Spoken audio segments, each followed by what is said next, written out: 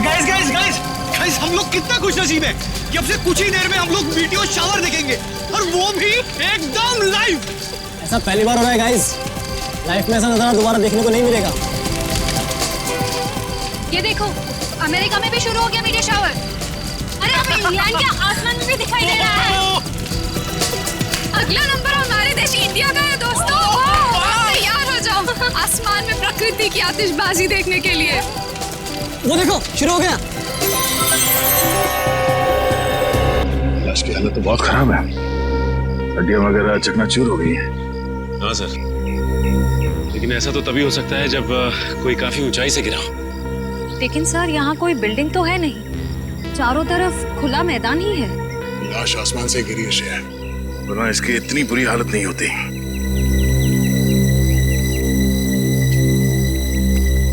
कब हुआ ये, कितने बजे? यही कोई रात 3:15 बजे। हम लोग रात को मीटियोर शावर देख रहे थे, तभी अचानक आकर के कुछ गिरा। और हमें लगा मीटियोर शावर का ही कुछ हिस्सा होगा, लेकिन जब पास जाके देखा तो लाश थी। सर, जब लाश ऊपर से गिर रही थी तब ये जल भी नहीं रही थी। अच्छा, ये केस कुछ ज्यादा ही पेचीदा लगता है। देखते हैं डॉक्टर सालुंके क्या कहते हैं इस लाश को देख के। चलो।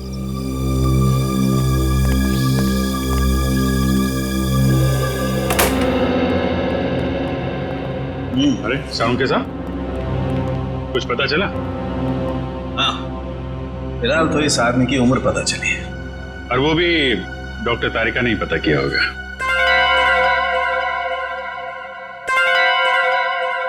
मैंने पता किया है।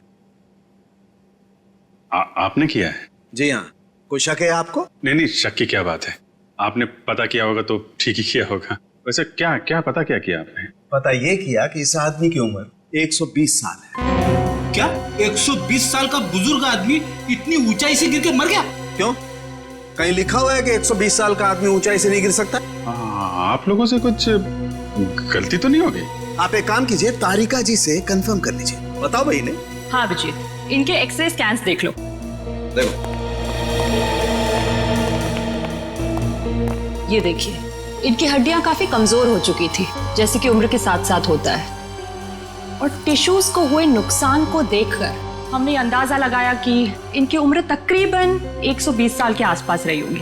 अच्छा, वैसे कितनी ऊंचाई से गिरे होंगे ये? फिलहाल ये बता पाना मुश्किल है। सर, हो सकता है इस आदमी को किसी हवाई जहाज से फेंका गया हो। सर, वो केस याद है ना आपको, जब एक लाश को हेलीकॉप्टर से फेंका गया था?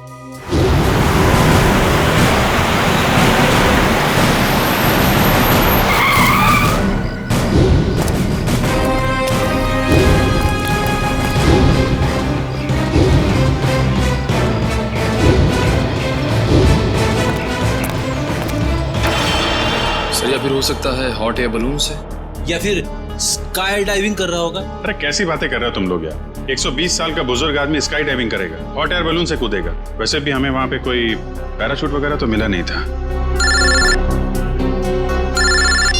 हेलो, जली हुई चीज समुद्र में गिरी है, लाश के पास वाले इलाके में? ठीक है ठीक है, पहुंचते हैं हम।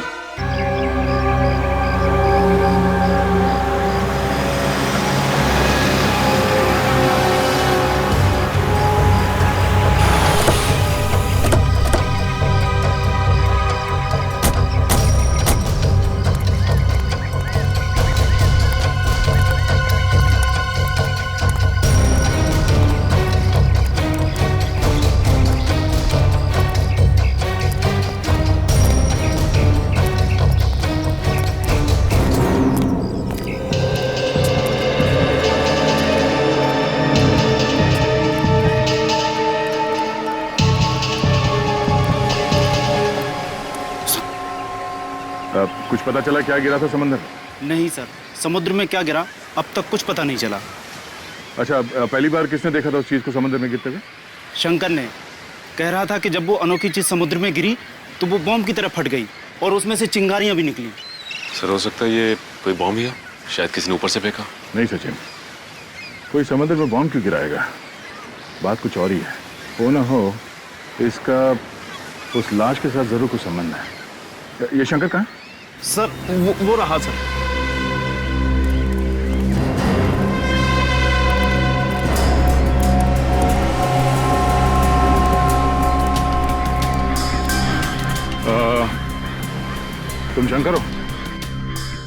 जी मैं ही शंकर। हम लोग सीआईडी से हैं। एग्जैक्टली हुआ क्या था? सर करीब रात के 3 बज रहे थे। मेरी बीवी जोर जोर से खर्राटे भर रही थी, इसलिए मुझे नींद नहीं आ रही थी। क्या आपकी वाइफ भी खर्राटे मारती है? रेडी, अब अपनी वाइफ की बातें शुरू मत कर देना। हाँ, क्या कह रहे थे आप? नींद ना आ पाने की वजह से मैं कुछ देर बाहर टहलने निकल आया। तभी अचानक मैंने देखा कोई बड़ी सी चीज जोर से छपाक करके समुद्र में गिरी। एक बहुत तेज रोशनी हुई, जैसे किसी ने आग का गोला दरिया में फेंक दिया। सर हो सकता है कि अंतरिक्ष से कोई उड़न तस्तरी गिरी होगी समुद्र में, और वो 120 साल का आदमी वो भी उड़न तस्तरी से ही गिरा होगा, फ्लाइंग सॉसर से। रेडी, मैंने तुमसे क्या कहा अभी? थोड़ी देर के लिए मौन व्रत रखो, समझे? सॉरी। जी कहिए। मैं समुद्र के नजदीक आया, ये जानने के आखिर हुआ क्या है। तभी दूर एक आदमी की परछाई दिखाई दी। आदमी की परछाई? तुमने उसका चेहरा देखा? नहीं साहब, अंधेरा बहुत था, सिर्फ परछाई दिखी। वो आदमी समुद्र से निकला और वहां उस तरफ चलकर जाने लगा। फिर क्या हुआ? मैं उस आदमी का पीछा करने लगा क्योंकि मुझे शक था, पर वो आदमी वहां सड़क पर चलकर एक कार में बैठ गया और चला गया। कार का नंबर देखा है तुमने? नहीं साहब, नंबर तो नहीं देखा, लेकिन हाँ वो सिल्वर कलर की बैक्स्टर गाड़ी थी। उसने गाड़ी चाबी से खोली या? नहीं साहब, वो कार उसकी नहीं थी, क्योंकि उसने बहुत तिगड़म करके कार का दरवाजा खोला था। सर फिर तो कार चोरी की होगी। Thank you. अब ये पता करना पड़ेगा कि शहर में कितनी सिल्वर रंग की बैक्स्टर कार है जो चोरी हुई है और उनके नंबर्स क्या क्या हैं। सर स्पेक्ट्रोमीटर टेस्ट की रिपोर्ट आ गई है। देखिए मुझे लाश के कपड़ों में से क्या मिला है। क्या मिला है?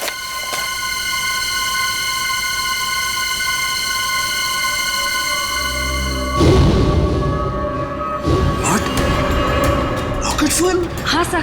अरे लेकिन तारिका, रॉकेट फ्यूल तो स्पेस क्राफ्ट को स्पेस में भेजने के लिए इस्तेमाल होता है। सर कहीं आदमी रॉकेट में होगा तो?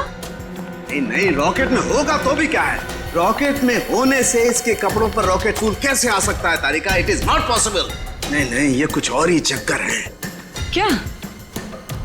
ओह my God, oh my God, ये कैसे हो सकता है? वो कैसा? ये मैंने क्या कर दिया है? अब देखना, वो प्रद्युमन वो मेरी मजाक उड़ाएगा, आग बबूला हो जाएगा मुझसे। यार ये ऐसी गलती मैं कैसे कर सकता हूँ? गलती? कौन सी गलती सर? उस समुद्र में जो खास चीज गिरी थी उसके बारे में क्या पता चला? सर अब तक तो कुछ पता नहीं चला है सर, लेकिन गोताखोर लगे हुए हैं। सर समुद्र का वो हिस्सा काफी गहरा और खतरनाक है, इसलिए गोताखोरों को काफी दिक्कतों का सामना करना पड़ रहा है। बॉस, अभी तो और भी दिक्कतों का सामना करना पड़ेगा। और भी दिक्कतों का मतलब क्या डॉक्टर साहब आपका? मतलब ये अभिजीत के मुझसे बहुत बड़ी गलती हो गई है। गलती? ऐसी क्या गलती कर दी सर आपने? दया, अगर प्रद्युमन ये वादा करे कि वो मुझसे नाराज नहीं होगा तो मैं बता सकता हूँ। नहीं नहीं, अरे मैं नाराज क्यों हूँगा? मैं तो मिठाई बांटूंगा, क्योंकि the great intelligent and genius doctor Salunkhe ने जिंदगी में पहली बार अपनी गलती मान ली। तो डॉक्टर साहब बताइए, क्या गलती की आपने? गलती दरअसल मुझसे ये हुई है कि उस आदमी की उम्र 120 साल नहीं है। क्या? क्या 120 साल की नहीं है? नहीं। तो फिर क्या उम्र होगी उसकी? लगभग 50 साल। क्या साळुंखे, तूने 50 साल के आदमी को 120 साल का बना दिया? इतनी बड़ी गलती की तूने? यार दरअसल उस आदमी की हड्डियां तो यही बता रही थी कि उसकी उम्र 120 साल की होनी चाहिए, मगर स्पेक्ट्रोमीटर टेस्ट के बाद उसके कपड़ों पर मिला रॉकेट फ्यूल ये बता रहा है कि ये आदमी 4-5 महीने अंतरिक्ष में रहकर आया है। क्या उसके कपड़ों पर रॉकेट फ्यूल मिला? हाँ, और अंतरिक्ष में हड्डियों की डेंसिटी हर महीने 2% घटती जाती है। मतलब लाश अंतरिक्ष में से गिरी है? नहीं ब्रेडी, लाश अंतरिक्ष से अगर गिरती तो जल जाती, धरती पर पहुंचने से पहले ही उसके चीथड़े उड़ जाते, मगर ऐसा हुआ नहीं। मतलब ये लाश किसी स्पेसक्राफ्ट से गिरा है जब वो धरती पे वापस आ रहा होगा। मगर दया, हमारे देश से कोई स्पेसक्राफ्ट तो किसी इंसान को लेकर अंतरिक्ष में गया ही नहीं। फिर भी अभिजीत, हमें पता तो लगाना ही पड़ेगा कि है कौन ये, और फिर वो गिरा तो गिरा कहां से और कैसे, और ये तो हमें हमारी स्पेस एजेंसी ही बता सकती है। हेलो सर, मैं यहाँ का डिप्टी डायरेक्टर हूँ, हरीश मेरा नाम है। कहिए। हरीश जी, हम यहाँ पर एक ऐसे आदमी के सिलसिले में आए हैं जिसका खून हुआ है, मगर उसने अंतरिक्ष में 4-5 महीने गुजारे हैं। आपको तो इस बात की जानकारी होगी ना कि हमारे देश से कौन कौन आदमी अंतरिक्ष यात्रा करके आया? यस सर, जानकारी तो पूरी है, पर हमें ये जानकारी किसी को भी देने की अनुमति नहीं है, फिर चाहे वो सीआईडी क्यों ना। लगता है हरी जी आप इस बात की गंभीरता को समझ नहीं पा रहे हैं। एक आदमी का खून हुआ है, खून। एक ऐसा आदमी जो शायद आपका साथी था, जो आपके साथ उठता बैठता था, हंसता खेलता था, खाता पीता था, और इसीलिए हम ये जानना चाहते हैं कि क्या आपका कोई साथी लापता है क्या? सर ये जो भी इंसान है ये हमारा साथी हो ही नहीं सकता, क्योंकि अभी तक हमारे देश की तरफ से कोई भी स्पेसक्राफ्ट एस्ट्रोनॉट लेके अंतरिक्ष में गया ही नहीं है। हो सकता है कोई चोरी छुपे गया हो अंतरिक्ष में। नहीं सर, स्पेस को इतनी साधारण जगह नहीं है, हमारी जानकारी के बिना वहां जाना असंभव है, इम्पॉसिबल। अच्छा, आपके स्टाफ में से ऐसा कोई आदमी है जो आज काम पे नहीं आया? सर विशाल सर काम पे नहीं आए हैं। विशाल काम पर नहीं आया? अच्छा, क्या विशाल कभी अंतरिक्ष में गया था? हाँ सर, विशाल सर बहुत साल पहले अंतरिक्ष में गए थे, लेकिन किसी और देश की तरफ से। एक्चुअली सर वो हमारे यहाँ का हेड इंजीनियर है, यहाँ के हर प्रोजेक्ट की शुरुआत उसी की देखरेख में होती है। 3 साल पहले 5 महीने के लिए वो अंतरिक्ष में गया था, जॉइंट नेशन स्पेस प्रोग्राम के तहत। अच्छा, गया था। अभिजीत, सालुंखे ने भी तो यही कहा कि वो इंसान 4-5 महीने के लिए अंतरिक्ष में था। हाँ सर, विशाल सर हमें अंतरिक्ष में जाने की ट्रेनिंग दे रहे थे। और क्या विशाल का कद 5 फुट 7 इंच था? जी। फिर तो सर जिसकी लाश मिली है शायद वो विशाल ही है।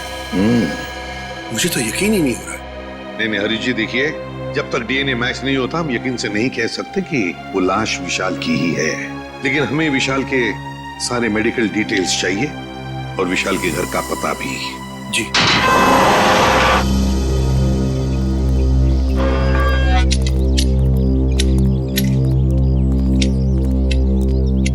सुनिए,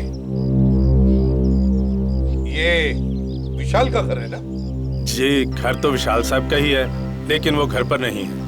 हाँ वो तो पता है हमें, लेकिन क्या विशाल जी के कोई घर वाले या परिवार वाले, कोई दोस्त वगैरह आसपास रहते हैं क्या? जी, विशाल साहब की पत्नी अदिति मेम साहब तीर्थ गई हैं। आप लोग? हम लोग सीआईडी से। सीआईडी? जी। कहिए क्या बात है? आप कौन है? आपका नाम क्या है? जी, मेरा नाम बिरजू है। अच्छा, देखो बिरजू, हमें एक लाश मिली है। लाश? और हमें शक है कि वो लाश विशाल जी की है। ये कैसे हो सकता है? विशाल साहब नहीं मर सकते। देखिए, आप संभालिए अपने आप को। फिलहाल हमें सिर्फ शक है कि ये लाश विशाल जी की है। हो सकता है कि ये लाश किसी और की हो। भगवान करे वो लाश विशाल साहब की ना हो। वैसे आखिरी बार कब देखा था तुमने विशाल जी को? कब मिले थे उन्हें? कल सुबह जब मैं काम पर आया था तो विशाल साहब ने मेरी बाहर से ही छुट्टी कर दी थी। घर के बाहर से ही छुट्टी दी? क्यों, किस लिए? जी पता नहीं, ऐसा पहले कभी नहीं हुआ है। मैंने विशाल जी से कहा कि मैं घर की सफाई कर देता हूँ, झाड़ू पोछा कर देता हूँ, मैं फिर चला जाता हूँ, लेकिन उन्होंने मुझे घर में घुसने ही नहीं दिया। आपको उन्होंने घर में घुसने ही नहीं दिया? जी हाँ, उनका बर्ताव बड़ा अजीब सा था। जब उन्होंने अदिति मेम साहब के तीर्थ पर जाने की बात कही तो मुझे बड़ा अजीब सा लगा, मुझे यकीन ही नहीं हुआ। लेकिन क्यों? क्योंकि अदिति मैडम इस तरह अचानक कहीं नहीं जाती। अगर वो शहर से बाहर कहीं जाती भी हैं, तो महीनों पहले वो अपनी तैयारी पूरी कर लेती हैं। अच्छा, साहब ने तुम्हें घर के अंदर आने से मना कर दिया। वैसे बिरजू, हम घर के अंदर देखना चाहते हैं। तुम्हारे पास घर की चाबी तो होगी? जी हाँ। हम ये देखना चाहते हैं ऐसी क्या वजह थी जो साहब ने तुम्हें घर के अंदर आने से मना कर दिया। जी अभी खोलता हूँ।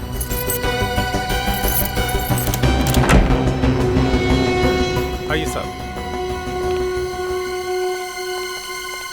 सचिन, घर को अच्छी तरह से देखते हैं, देखते कुछ मिलता है क्या। चलो।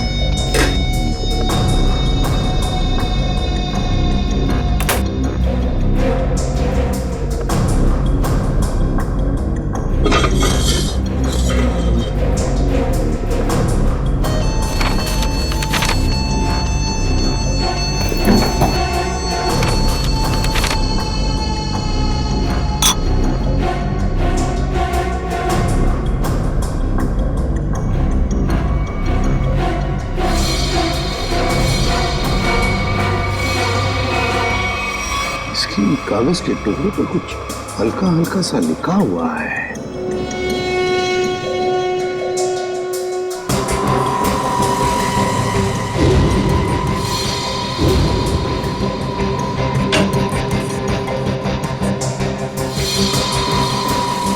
सर। हाँ सचिन। ये देखिए सर, जूतों के निशान। वो इस खिड़की से इस घर के अंदर आया है। इसके जूतों के निशान इस पेपर पे भी है सर।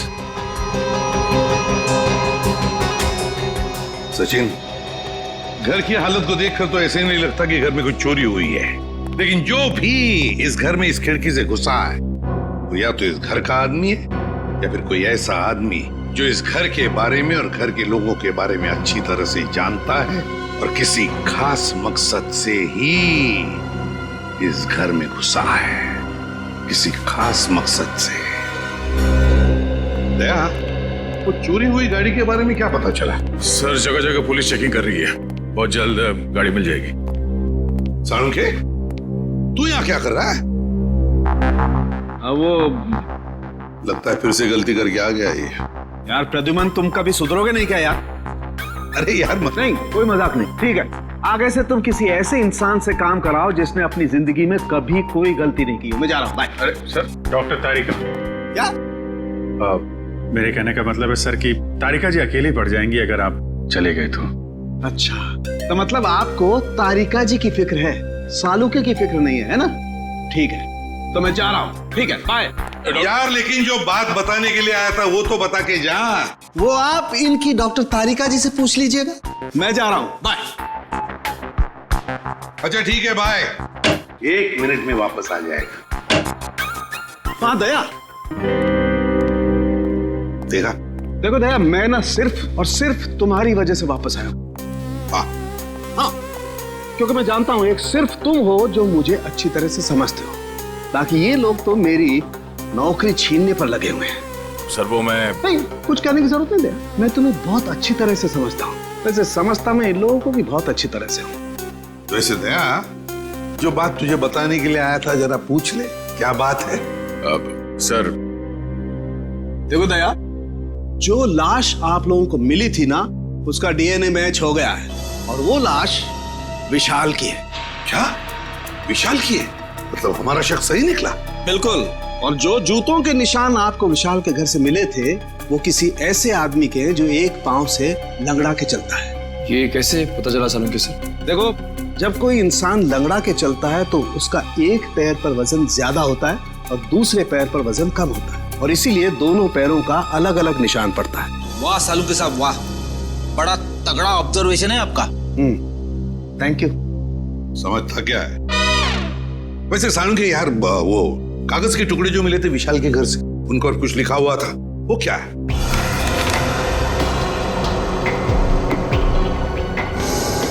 वो ये था, अगर तुमने जुबान खोली तो जान से जाओगे। विशाल को धमकी? लगता है विशाल कोई राज जान गया था सर, और इस राज की कीमत उसे अपनी जान गंवा के देनी पड़ी। सर खूनी जरूर इस स्पेस एजेंसी का ही कोई होगा सर, या फिर आसपास का कोई होगा, वरना स्पेसक्राफ्ट या हवाई जहाज से उसे नीचे फेंकना मुश्किल है सर। बिल्कुल वैसे ही हुआ होगा। बॉस, अभी सालुके के सुरागों की पोटली खाली नहीं हुई है। और भी कुछ बाकी है क्या? हाँ, एक ऐसी चीज जो आपको खूनी के एकदम नजदीक तक ले जाएगी। तो बताइए ना डॉक्टर साहब। देखो दया, इन लेटर्स को गौर से देखो। इस आदमी ने ये लेटर्स कैपिटल में लिखे हैं ताकि अपनी हैंडराइटिंग को छुपा सके, लेकिन इनको जरा गौर से देखो, ये लेटर्स कहीं कहीं पर हिले हुए हैं, कमजोर है। मुझे लगता है इस आदमी का हाथ कांपता था जब ये लिखता था। कमाल है सर, धमकी भरा खत लिखता है और लिखते वक्त हाथ भी कांपता है। डर की वजह से? बिल्कुल सही फ्रेडी, डर की वजह से ही। दरअसल इसके हाथ में कोई तकलीफ थी, न्यूरोटिक तकलीफ। जब ये डरता था, इस आदमी का हाथ कांपता था। जब इसने ये नोट लिखा, ये डरा हुआ था, इसीलिए इसका हाथ कांप रहा था, और ये अक्षर इस तरीके से बने। हाथ में तकलीफ? विशाल सर बहुत साल पहले अंतरिक्ष में गए थे, लेकिन किसी और देश की तरफ से। सर वो घटोत्कच, विशाल का असिस्टेंट। विशाल कुछ लोगों को ट्रेनिंग दे रहा था अंतरिक्ष में जाने के लिए, ये घटोत्कच भी उनमें से एक था। मगर अभिजीत, अंतरिक्ष में जाने के लिए वो आदमी मानसिक तौर पर और शारीरिक तौर पर बिल्कुल फिट होना चाहिए, हट्टा कट्टा होना चाहिए। इस घटोत्कच को क्यों सिलेक्ट किया गया? उसके तो हाथ में तकलीफ है। और घटोत्कच के इस कमजोरी के बारे में विशाल को पता चला, इसलिए शायद घटोत्कच ने विशाल को अपना मुंह बंद रखने के लिए उसे जान से मारने की धमकी दी होगी। ये हो सकता है। रजत, क्या? देखो, सभी पुलिस स्टेशन में खबर कर दो, उसकी फोटो भिजवाओ, सब जगह नाकाबंदी करवा दो। ओके? क्या हुआ? सर, ये विशाल की पत्नी अदिति, ये किसी तीर्थ यात्रा पे नहीं गई है। उसने किसी भी बस, ट्रेन या फ्लाइट की टिकट बुक नहीं करवाई। वो गायब है। अदिति गायब है? गायब है अदिति? तो फिर ये गई कहां? और फिर विशाल को मारा किसने और क्यों मारा? इन सारे सवालों का जवाब तो अब घटोत्कच ही देगा। घटोत्कच।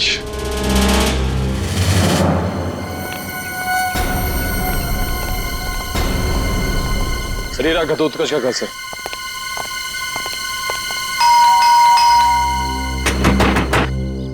दरवाजा खोल ही नहीं रहा है। पीछे से कुछ आवाज है? हाँ।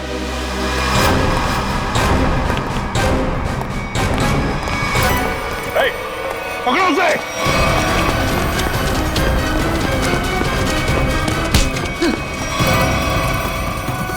सीआईडी से भाग रहा है?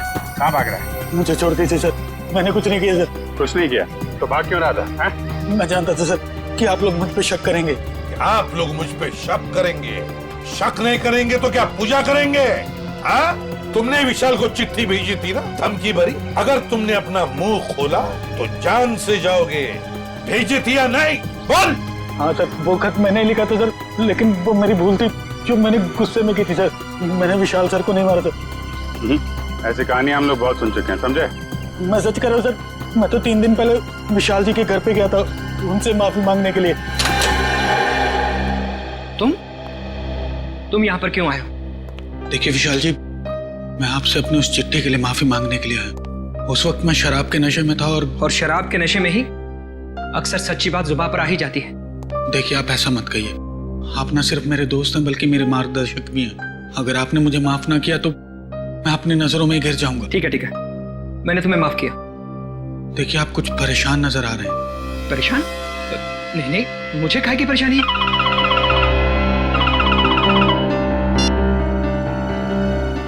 हेलो जी, ठीक है, आप जैसा कहेंगे मैं बिल्कुल वैसा ही करूंगा, लेकिन मेरी पत्नी पर कोई आंच नहीं आनी चाहिए। आदिति किडनैप हो गई और फिर किडनैपर आदिति को कोई नुकसान ना पहुंचाए, इसलिए विशाल ने ऐसी कहानी बनाई कि आदिति तीर्थ यात्रा पर चली गई। दया का फोन आ गया। अच्छा, चोरी की गई गाड़ी का पता चल गया। एक्सीलेंट।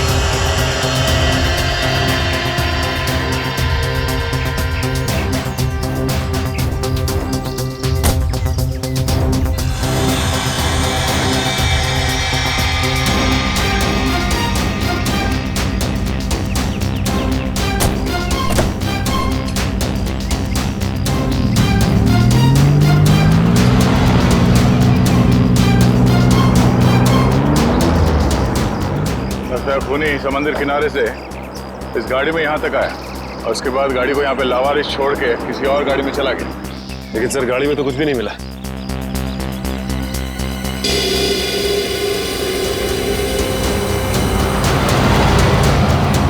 ये देखो, सीसीटीवी कैमरा लगा हुआ है इस ट्रैफिक पोस्ट पे।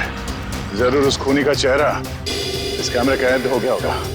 इसके लिए काम करो, आरटीओ को कांटेक्ट करो और इस कैमरे की फुटेज ले लो। सर, हेलो, क्या अदिति मिल गई? कौन सा हॉस्पिटल में है? हेलो सर, मैं इंस्पेक्टर प्रशांत। हाँ, मैंने ही आपको फोन किया। अच्छा, अदिति की तबीयत कैसी है? सर, उन्हें गोली लगी थी। गोली लगी थी? जी हाँ, उनका ऑपरेशन हुआ है, अब वो खतरे से बाहर है। लेकिन ये आदिति मिली कहाँ तुम लोगों को? सर हम लोग पेट्रोल पे थे। Hello control room. Yes sir, यहाँ सब कुछ ठीक है सर, ओवर।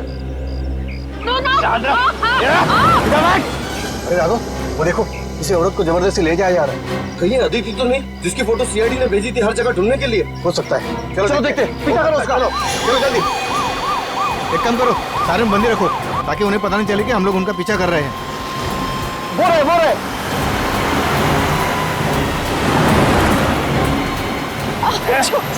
जाने दो मुझे, जाने दो ना मुझे।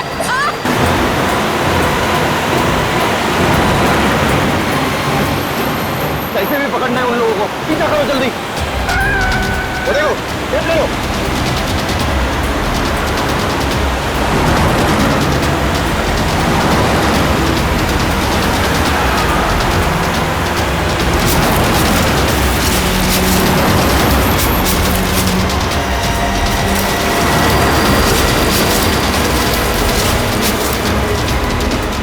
जाने दो ना मुझे।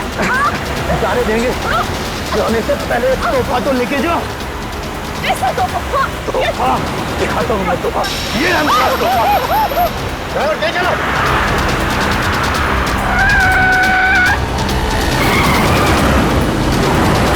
और तेज ड्राइवर।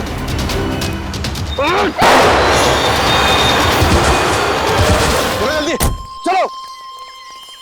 ये तो आदिति ही है, इसे तो गोली लगी है। चलो जल्दी से हॉस्पिटल लेके चलते हैं। उस कार को हमने रोकने की बहुत कोशिश की सर, मगर हमारा ज्यादा ध्यान अदिति जी की तरफ था, इसलिए वो लोग हमारे हाथ से निकल गए। तुम लोगों ने बिल्कुल सही किया। गाड़ी का नंबर तो नोट किया होगा? नहीं सर, उस गाड़ी की नंबर प्लेट पे मिट्टी लगी हुई थी सर, इसलिए हम लोग आधा ही नंबर देख पाए। Good job. Thank you. हम लोग आदिति से मिलते हैं। जी सर।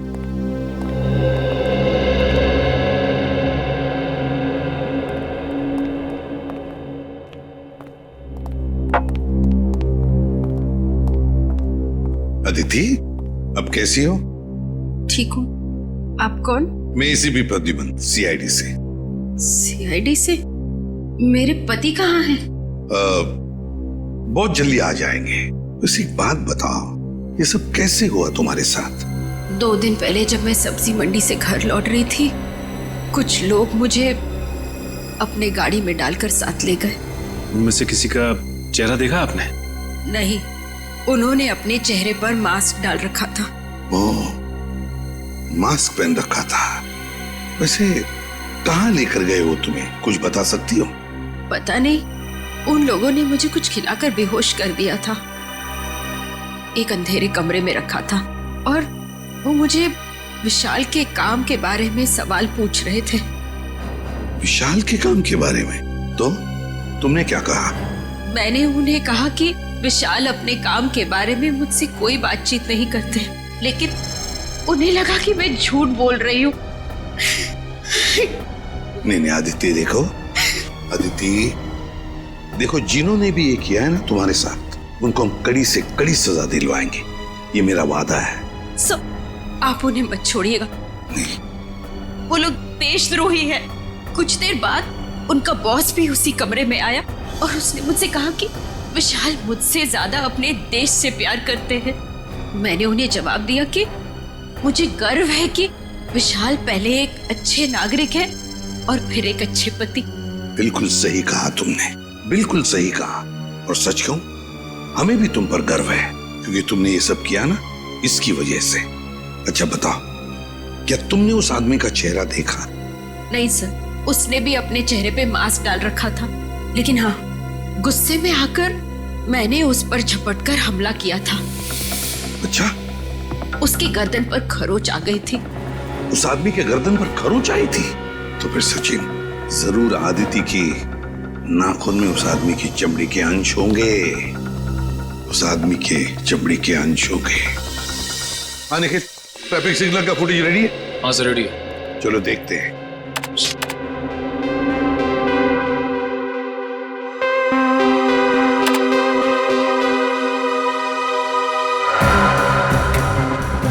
रात का फुटेज है, समझ में नहीं आ रहा है। दिन का फुटेज दिखाओ। सर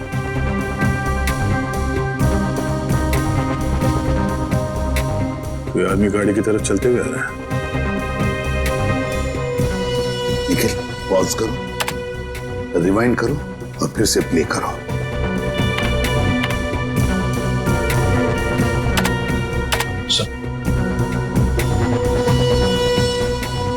और जो जूतों के निशान आपको विशाल के घर से मिले थे वो किसी ऐसे आदमी के हैं जो एक पांव से लंगड़ा के चलता है। बाएं पैर से लंगड़ा भी रहा है। कहीं ये हमारा खूनी तो नहीं? सर मगर ये आदमी है कौन? इसका चेहरा तो दिख ही नहीं रहा है। पता चल जाएगा फ्रेडी, ये है कौन ये पता चल जाएगा। लाल जूते जो पहने हैं। निखिल, रिवाइंड करो, जूम करो जूतों पर।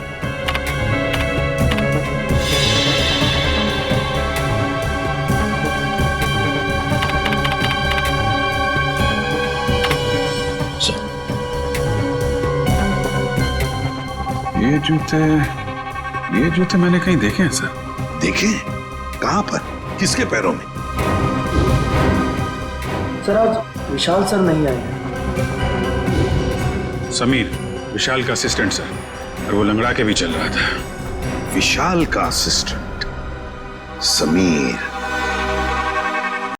अरे दरवाजा तो खुला ही है।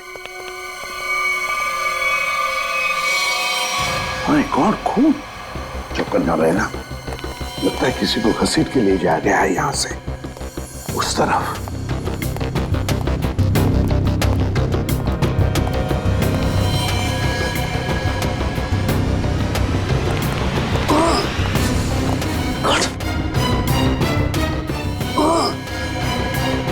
सर ये तो समीर है। समीर, जल्दी से एम्बुलेंस बुला। समीर, घबराओ मत, देखो हम लोग सीआईडी से। चलो, कुछ नहीं होगा, एम्बुलेंस बुला लिया हमने।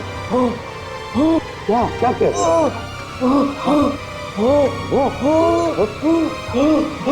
क्या बताओ बताओ। Sameer, Sameer. Okay, thank you sir. Ambulance आ रही है सर। समीर तो मर गया। माय गॉड सर, हम तो सोच रहे थे कि ये समीर ही गुनहगार है, लेकिन यहाँ तो समीर का ही किसने खून कर दिया। वही तो, इस शतरंज के खेल का असली खिलाड़ी तो कोई और ही है, कोई और ही है। समीर के घर में से जो डॉक्यूमेंट्स मिले उससे पता चलता है कि समीर विशाल के लिए काम करता था, जासूस था वो विशाल का। दुनिया के सामने समीर विशाल का असिस्टेंट और असली काम जासूसी। एग्जैक्टली। और जब विशाल को पता चला कि स्पेस एजेंसी में कोई गद्दार है जो वहां की खुफिया इंफॉर्मेशन बाहर भेज रहा है, तो बस उसका पर्दाफाश करने के लिए उसने समीर को रख लिया काम पर, जासूस बनाकर। और इसलिए समीर ने भी हमें कुछ नहीं बताया, क्योंकि विशाल ने उसे ऐसा करने से मना कर दिया था। हाँ, दया जब विशाल का खून हुआ तब शायद समीर तहकीकात करने के लिए विशाल के घर गया। पर जैसे ही खूनी को लगा कि समीर उस तक पहुंचने वाला है, उसने समीर का भी खून कर दिया। बॉस, आसानों के अदिति के नाखूनों में चमड़ी के अंश मिले? हाँ मिले ना, उसके नाखूनों में चमड़ी के अंश मिले। तो जब मैं आप लोगों को बताऊंगा कि उस चमड़ी का डीएनए किसका था, आप लोग दंग रह जाएंगे। डॉक्टर साहब, रियलिटी शो के विनर का नाम अनाउंस करने जैसा सस्पेंस मत बढ़ाइए, नाम बताइए ना प्लीज। बॉस, उस आदमी का नाम है deputy director Harish. Hello sir, मैं यहाँ का डिप्टी डायरेक्टर हरीश मेरा नाम है। क्या? Deputy director Harish? तभी तो समीर मरते वक्त हाँ ऐसे कर रहा था। क्या कह समीर कहना चाहता था हरीश, वो हरीश का नाम लेना चाहता था। Deputy director Harish, space agency का deputy director Harish. Excuse me sir, आप लोग यहाँ? जरा हरीश जी को बुलाइए। कहाँ है वो? सर वो तो कुछ ही घंटे पहले चले गए। चले गए? कहाँ गए, कुछ पता है आपको? नहीं सर, वो बड़ी जल्दी में थे, इसलिए बिना कुछ बताए निकल गए। कोई बात नहीं, हम पता लगा लेंगे। उनके गाड़ी का नंबर दीजिए। जी। हेलो, हाँ बोल रहा हूँ। कहाँ पे? एमआई इलाके में? ठीक है, ओके सर। हरीश की गाड़ी एमआई इलाके में देखी गई है सर। एमआई इलाके में? हाँ सर। शेयर जरा नक्शे में चेक करो, एमआई इलाके में हरीश कहाँ जा सकता है? सर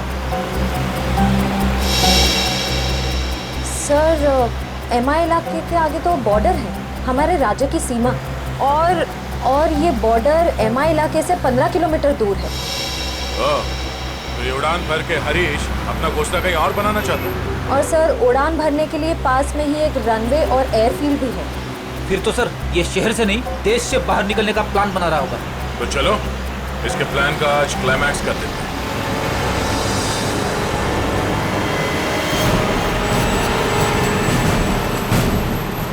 सर वो देखिए हरीश की गाड़ी है।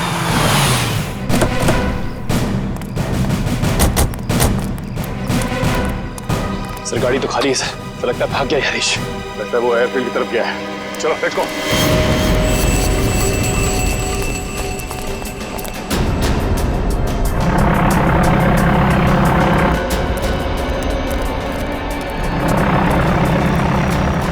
सर उसका प्लेन तो टेक ऑफ करने वाला है। सर अगर ये विदेश चला गया तो इसे पकड़ना और भी मुश्किल हो जाएगा। कहीं नहीं पहुंचेगा ये। Oh no.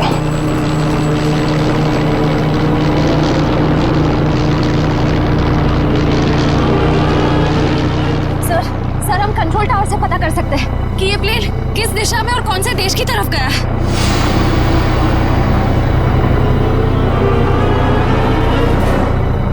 पता तो कर सकते हैं श्रेया, मगर क्या सर?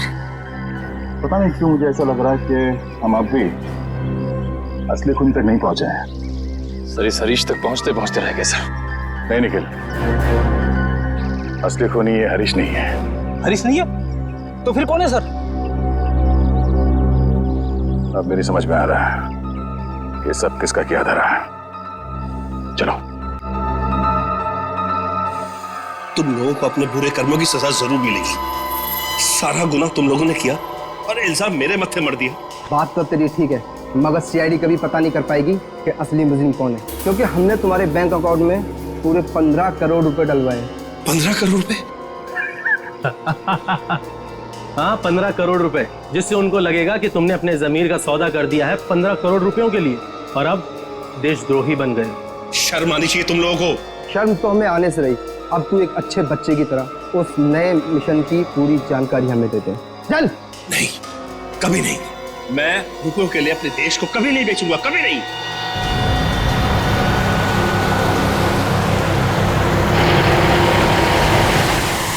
देख, मैं तुझे आखिरी बार बोलता हूँ, बता दे, जिंदा छोड़ दूंगा तुझे, वरना तुम्हारे मरने के बाद वो जानकारी तो हम हथिया ही लेंगे।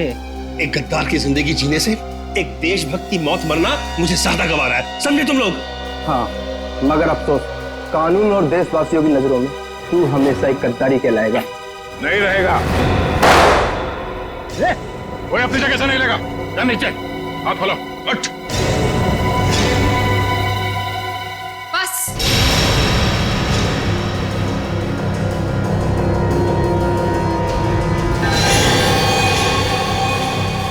बहुत हो चुका ये नाच गाना, अब काम की बात करें। हाँ, काम की बात भी हो जाएगी। अदिति, तुम लोग मुझे देखकर चौंके नहीं? नहीं, हमें पहले ही पता चल गया था। ज्यादा चालाक बनने के चक्कर में तुम खुद अपनी जाल में फंस गई। तुम्हें याद है, तुमने कहा था कि 2 दिन पहले तुमने हरीश के गले को खरोचा था। हा? मैंने उस पर झपटकर हमला किया था। अच्छा। उसके गर्दन पर खरोच आ गई थी। हाँ तो? मगर जब हम हरीश से मिलने स्पेस एजेंसी गए थे, तब उसके गले पे खरोच का ऐसा कोई भी निशान नहीं था। नहीं सर, स्पेस को इतनी साधारण जगह नहीं है। हमारी जानकारी के बिना वहां जाना असंभव है। और हमसे मिलने के बाद हरीश के गले पे खरोच का निशान बनाया गया ताकि तुम हमें गुमराह कर सको। सर इन लोगों को बिल्कुल मत छोड़ना। इन लोगों के पास देश की एक ऐसी खुफिया जानकारी है जो ये अरबों रुपए में दुश्मन को बेचना चाहते हैं। अपनी जेब भरने के लिए देश की सुरक्षा का सौदा करने चली थी तुम। अब चलो, मायके चलने की तैयारी करो। तुम लोग ऐसे नहीं मानोगे। CID के ऊपर गोली चलाने की कोशिश कर रही हो? ये रहा उसका इनाम। बोलो, क्यों किया तुमने ये सब? मैं दुश्मन देश की जासूस हूँ। 8 महीने पहले मैंने विशाल से शादी की ताकि भारत की स्पेस एजेंसी की सीक्रेट्स और आने वाली प्रोजेक्ट्स की जानकारी मैं चुरा सकूं। मगर तुम्हारे पति विशाल को तुम्हारी हरकतों और हाव भाव पे शक हुआ और इसीलिए उसने तुम्हारे पीछे जासूस लगा दिए। विशाल को सिर्फ इतना ही शक था कि स्पेस एजेंसी में कोई गद्दार है, लेकिन वो ये नहीं जानता था कि गद्दार खुद उसकी पत्नी ही है। जब तुम्हें ये जासूसी वाली बात पता चली तो तुमने उस जासूस समीर को मार दिया और अपने आप को अगवा करने का प्लान बना लिया। क्योंकि मुझे लगा था कि मुझे छुड़वाने के लिए विशाल उन अगवा करने वाले लोगों को वो खुफिया जानकारी दे देगा, लेकिन शायद विशाल को मुझसे ज्यादा देश से प्रेम था, इसलिए विशाल ने उन्हें गलत इन्फॉर्मेशन दी और मुझे छुड़वा लिया। और तुम्हें इस बात का गुस्सा आया और तुमने विशाल को प्लेन से नीचे धक्का दे दिया। हाँ, मैंने प्लेन क्रैश करवाया था और खुद पैराशूट से नीचे आ गई। और फिर तुमने मुझे फंसाने का प्लान बनाया? क्योंकि मैं चाहती थी कि विशाल के खून का और इस सारी गद्दारी का इल्जाम तुम्हारे सर पर आ जाए। मगर तुमने कभी ये नहीं सोचा कि सीआईडी कभी ना कभी सच का पता लगा ही लेगी। तुम इस देश को बर्बाद करना चाहती थी, अब इस देश की खातिरदारी भी देख लो। फांसी के लिए तैयार हो जाओ तुम।